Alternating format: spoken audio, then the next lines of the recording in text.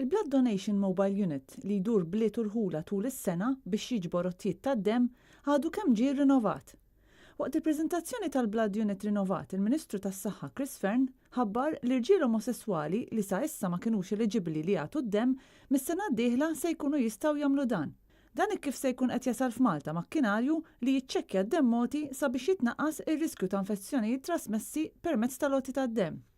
Ir-ġiel omosessuali huma waqfa milli jagħtu d-demm bilan li jitrażżan it-tixrid tal-infezzjoni tal-HIV li ma' infezzjoni huma aktar suscettibbli għaliha. Il-Gvern ħabbar ukoll li se jkun qed jirriloka l-bank tad-demm li bħalissa jinsab ħdejn l-Isptar St. Luke's għal żona eqreb lejn l-Isptar Mater Dei.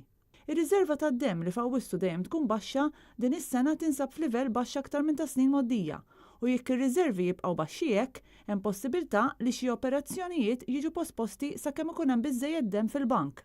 Ħaddiema tal-Bank tad-Demm għamlu appell lill-pubbliku biex kull min jista' imur jagħti d-demm mill-aktar fis possibbli. Iċ-ċentru fi Gwardamanġa huwa miftuħ mit-2 sal-ħadd bejn it-8 ta' filgħodu u s-6 ta' filgħaxija.